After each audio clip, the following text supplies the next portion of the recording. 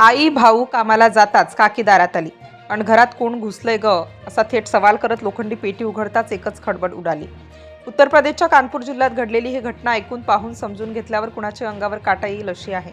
ही घटना आहे एका साध्या घराची, एका साध्या सकाळची, पण त्या सकाळी असं काही घडलं की ज्याची चर्चा आज संपूर्ण गावात, पंचक्रोशीत आणि सोशल मीडियावर रंगली आहे। तो दिवस इतर दिवसांसारखाच सुरू झाला होता। घरात सकाळची लगबग होती। आई रोजच्या सवयीप्रमाणे कारखान्यात कामासाठी निघाली, भाऊ शेतात कामाला गेला। घरात उरली होती फक्त 3 तरुणी आणि घरात कोणी नसल्याची खात्री होताच तिने एक निर्णय घेतला। त्या निर्णयामागे प्रेम होतं, पण त्याच प्रेमामुळे पुढे काय होणार आहे याची तिला कल्पनाही नव्हती। सकाळचे 11:30 वाजले होते। घराच्या दारावर हलकेच ठोठावण्याचा आवाज आला। तिने दार उघडला आणि समोरच तो उभा होता, तो ज्याच्यासाठी ती रोज वाट पाहायची, तो ज्याच्यासाठी ती घरात एकटी राहण्याची संधी शोधायची। दार बंद झालं। घरात पुन्हा शांतता पसरली, पण ही शांतता फार काळ टिकणारी नव्हती। अचानक दारावर पुन्हा ठोठावण्याचा आवाज झाला।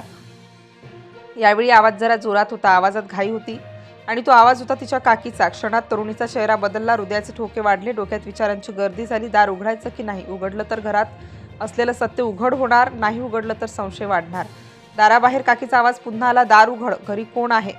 घरात त्या क्षणी एकच पर्याय उरला होता आणि तो म्हणजे घरात असलेली ती जुनी लोखंडी पेटी। त्या पेटीचं झाकण उघडलं गेलं आणि काही क्षणातच तो तरुण त्या पेटीत गेला। पेटी बंद झाली, कुलूप लावलं गेलं। दार उघडायला जाणीवपूर्वक उशीर करण्यात आला। काकीचा संशय आणखीनच वाढला, कारण आतून काहीतरी हालचाल झाल्यासारखी तिला जाणवली होती। दार उघडलं पण आत काहीच नाही असं दाखवण्याचा प्रयत्न झाला, तरीही काकीच्या मनातली शंका काही कमी झाली नाही। तिने घरभर नजर फिरवली, कोपऱ्यात, खोलीत, स्वयंपाकघरात, सगळीकडे, पण तरीही मन शांत झालं नाही। आणि मग घरात कुठेतरी अगदी हलकासा एक आवाज।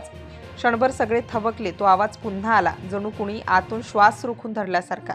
काकीचा संशय आता खात्रीत बदलला होता। तिने लगेच फोन उचलला, आईला, भावाला, लवकर घरी या, घरात काहीतरी बिनसलेलं आहे। काही वेळातच भाऊ घरी पोहोचला, आईही आली। घरात तणावाचं वातावरण तयार झालं।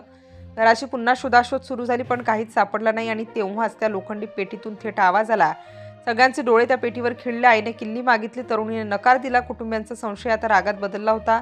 कुलूप तोडण्याचा प्रयत्न झाला, पण कुलूप मजबूत होतं। अखेर पोलिसांना बोलावण्यात आलं। पोलीस घरी आले आणि त्याच क्षणी तरुणीचे सूर बदलले। तिने शांतपणे कुलूप उघडलं आणि जे दृश्य समोर आलं ते पाहून सगळे हादरले।